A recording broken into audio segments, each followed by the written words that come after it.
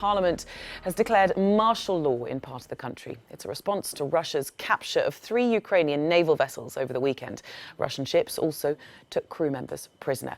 President Petro Poroshenko warned of extremely serious threat of a land invasion. And Moscow is blaming Kiev for the crisis, as Evelyn Lavrick reports. Ukraine's parliament has backed imposing martial law for 30 days in parts of the country most vulnerable to attack from Russia.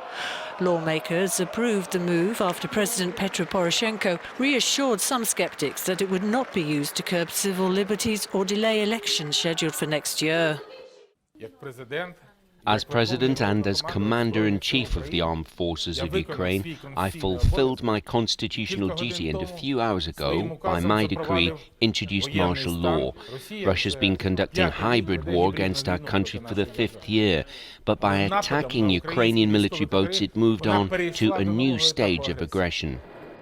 Poroshenko cited the threat of invasion following Sunday's clash off the coast of Crimea.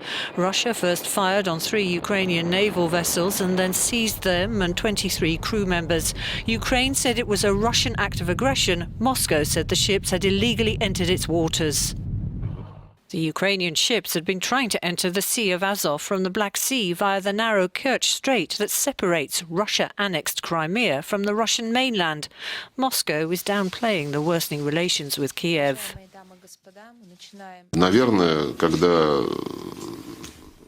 It may be that while Ukraine was planning this provocation, and no one has any doubt that this was done with the goodwill and probably a direct order from the highest leadership of Ukraine, that they were counting on additional benefits that they wanted to get out of the situation.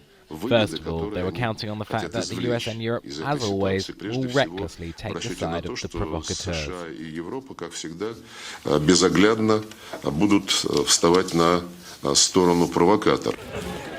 In parts of Ukraine, there's obviously some anxiety about the hike in tensions with Russia. Children have even been mobilized to help adults strengthen a coastal line of defense. They say it's a reasonable precaution in case of attack. Evelyn Lavrick, Euronews. Well, our correspondent Natalia Liubchenkova is in Mariupol near the Azov Sea, and she sent us this update.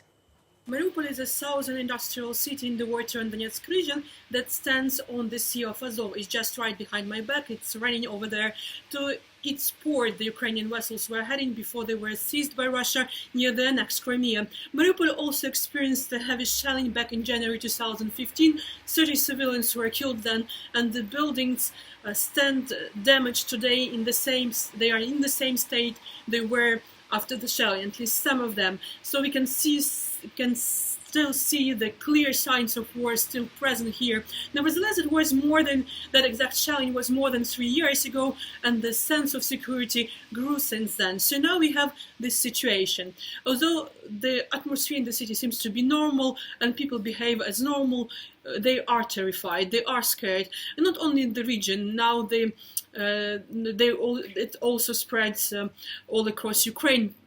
Probably. Now the epicenter of the panic is on social media, of course. There is a great sense of anger towards Russia, despair, and this not again feeling. But you can still see the situation has changed, has influenced what is happening here right now. On the way here through the Donetsk region, I have seen the signs of Ukrainian army being on full alert as it was announced.